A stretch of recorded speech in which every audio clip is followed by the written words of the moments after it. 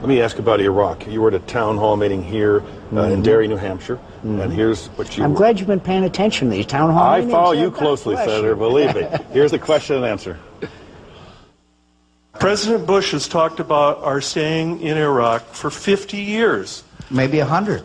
Is that how long? we've We've been in South Korea. We've been in Japan for 60 years. We've been in South Korea for 50 years or so. That'd be fine with me, So as long as Americans are not being injured or harmed or wounded or killed. Then it's fine with me.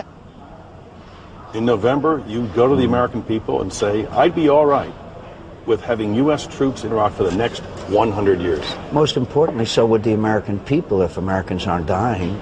We have a base in the neighboring country of Kuwait, a very large base. We have a base in Turkey. We have bases in Japan, Germany. We've had bases there. It's not American presence that bothers the American people. It's American casualties. And if Americans are safe wherever they are in the world, the American people don't mind that. So what I believe we can achieve is a reduction in casualties to the point where the Iraqis are doing the fighting and dying.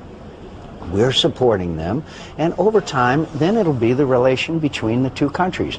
With Kuwait, they want us there, and they want us there for a long time, so we're glad to be there. The Saudis, they didn't want us there for various reasons, so we left. That's going to depend on relations between the United States government and the Iraqi government. My point was, everybody says, how long are we going to stay?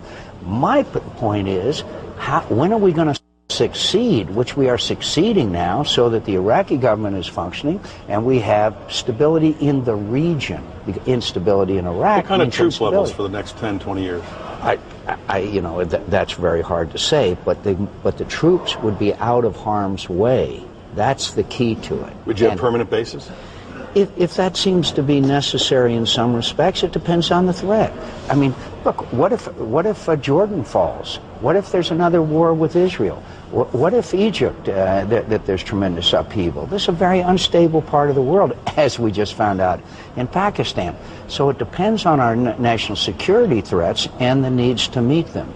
But right now, I just want to look you in the eye and tell you that Al-Qaeda is on the run and they're not defeated. But we are succeeding, and many experts said that the surge would not succeed and said that I was wrong. And my friend, I was right. Looking back at the beginning of the war, back in March of 2003, yep.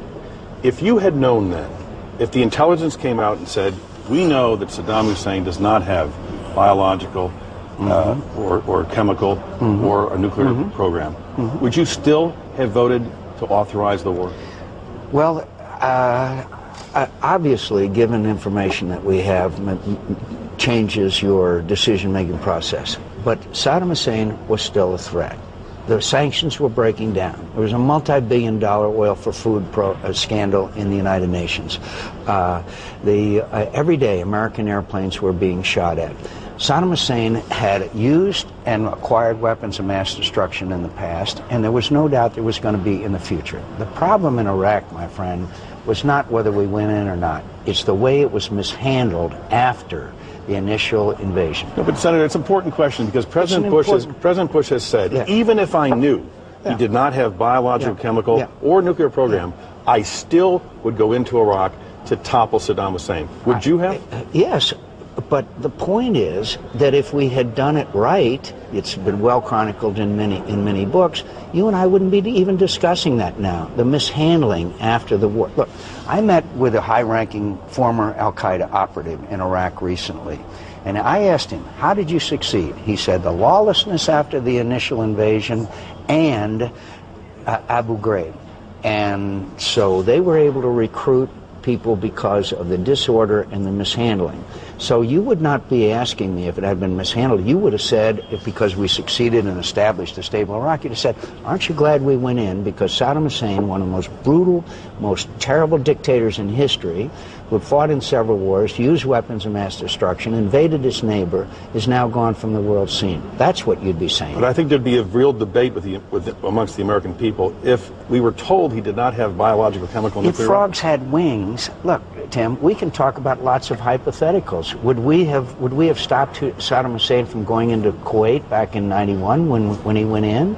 Would we have said that the Chinese aren't going to cross? Would we have known, if we had known that the Chinese were going to cross the Yalu in the Korean War? Would we have done it differently? I'd love to get into thousands of historical hypotheticals with us, but what we knew at the time, and the information we had at the time, that every single intelligence agency in the world believed he had weapons of mass destruction. So bottom line, the war was not a mistake.